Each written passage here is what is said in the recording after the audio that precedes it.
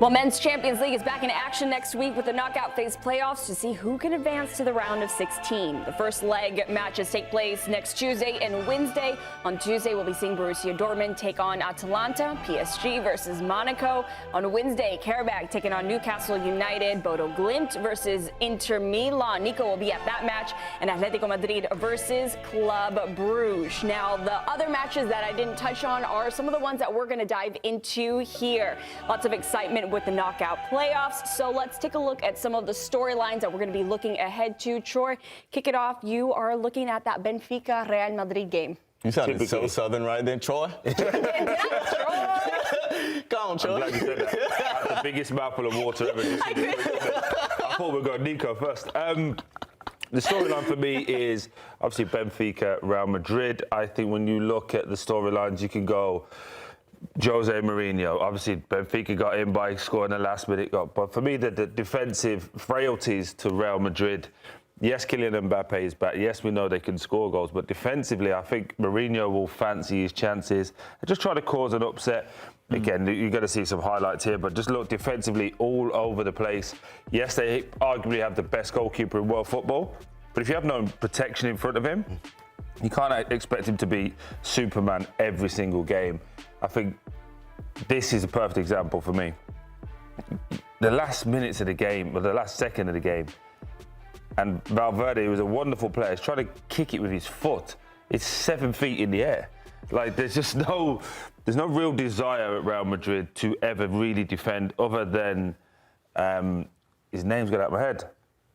Centre back, ex-Chelsea. Rudiger. There you go. Thank you. Sorry. How do you forget Rudiger? No, I was just looking at him and his name. Have you played against Rudiger? Yes, but don't worry, I scored as well. It's fine. Hey. No, but Rudiger he's the only one really for me who has that passion for defending. Yeah. He understands his skill set. I'm going to head it. I'm going to kick it. I'm going to make it uncomfortable for you. He's a little crazy. Little crazy. But you have to be as well to play. But I think the rest of them are more like, they want to show you how good they are. Yeah. They want to show you that they can play between the lines. They want to be like the PK.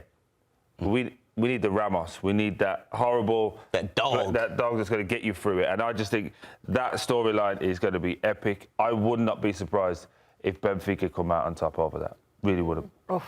Probably the best matchup of this round. All right, Aaron, take us over. You're looking at Galatasaray versus Juventus. Welcome to hell. That is what I am looking out for. Galatasaray has one of the most intimidating home atmospheres in European football. It is an incredible place to visit. Again, I say this every single time I talk about Galatasaray. It is a bucket list visit. You have to go to that stadium. If you get a chance to experience the Intercontinental Derby, put that at the top of your list. But Ultra Aslan, one of the biggest fan groups in Europe, they have, I think, over 1 million members. They make every single match a disaster for the opposition team. Juve will have to go into this match to be completely focused. And then you got to deal with on the pitch and a little dude named Victor Osimhen, who's pretty good. He's very good at scoring. This is going to be a really interesting tie, I think, especially with the first leg being at Galatasaray.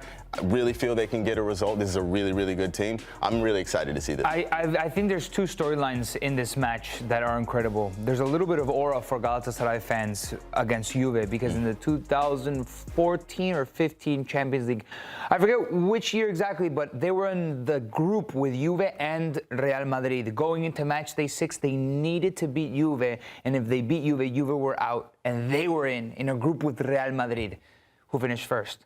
Like 20 minutes in, game got snowed out. They could not continue. They had to play it the next day. And they ended up winning with a Schneider goal, I believe, back in the day. So a lot of Galatasaray fans are looking at this at the rematch. It's like, oh, we did it back in the day. We can do it again. But this Juve, though, are a very different Juve from a couple of months ago. They're the best they've been all season. With Spalletti, they look scary. Collectively, they're great. And if they do get Kenan Yildiz back, I said it from the moment it was drawn. He wasn't born in Turkey. He grew up in Germany, then in Italy when he played, but I guarantee you somewhere on Facebook there is a picture of this kid with one of the 3 Istanbul club shirts on.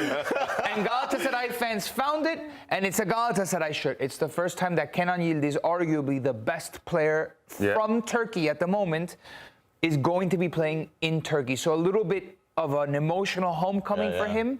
So it's just exciting to see how it's going to play out. They're really going to need that home atmosphere because on paper, Juve are much better than Galatasaray, but in Istanbul, Rams Park, you never know.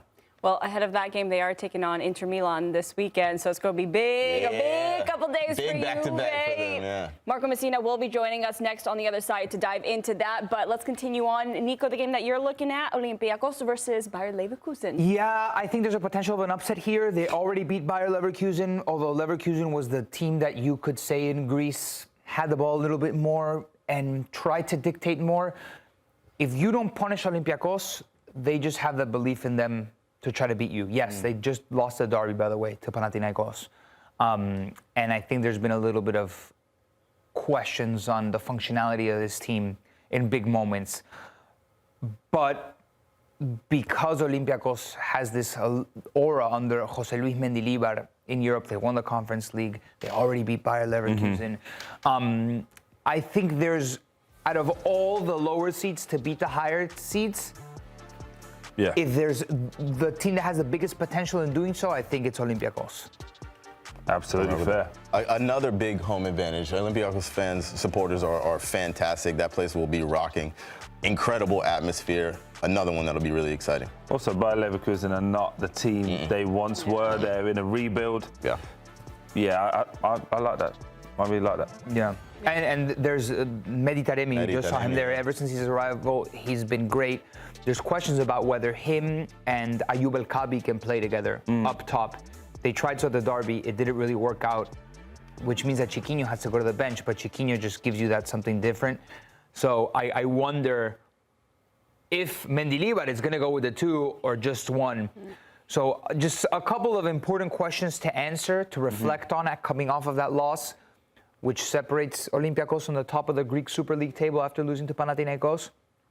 But with this newfound spirit in the Champions League in Europe that no Greek team has ever had. Well, nobody asked me my storyline to watch, but I'm going to look out for... what's your storyline to watch in the Champions League? Thank you. The one I'm watching is Bodø, Glimt, and Inter Milan, because I'm going to be watching to see where Nico will be on the sidelines. So I thought you were just going to the game. You're actually going to be doing sideline reporting at this game? What do you do? Yeah, well, what did you think? I was going on vacation? Bro, I thought you were going to go be a fan, getting with the yellow toothbrushes in the stand. I can do both. Carragher experience in the stands. Oh, maybe you'll have a little brewskis and then go back on camera? Have you figured out your layering for this? Yes, I packed last night. Okay. Oh. What's your layering process like? When are you going? When tonight? I leave tonight. Oh, okay. Yeah, I You leave thought it was like in 2-3 days. No, I leave tonight to Oslo. Oh, okay. On Monday morning, very early. I'm in Bodø. Walk me through your layering. What are you gonna be wearing? I've got thermal. I don't want you to be too cold, bro. No, I got thermal under. By the way, we looked at the temperature with my wife yesterday, and we both looked again. We said it cannot be worse than the last 3 weeks in New York. It's not. It's not to be worse. Outside the entire time. He's not getting it. I was running last week. I was running in the last 3 weeks. You're moving. You'll be standing still with wind whipping through you. Whipping through. Dress warm, bro. I'm concerned for you. As a father, I'm concerned for you. I'm prepared. Don't worry. You and my mother, I promise you guys, I will layer up. I got thermals. I got long underwear. I got long. Bro. I have everything you need me to have. Do not worry. Good, I might buy something in Norway as well. That makes me feel better. I'm happy now. And if all It's a work expense. I'd put that in expenses. If all else fails, take a couple fireball shots and you'll be good to go on the sidelines. There we go. That's the solution to it.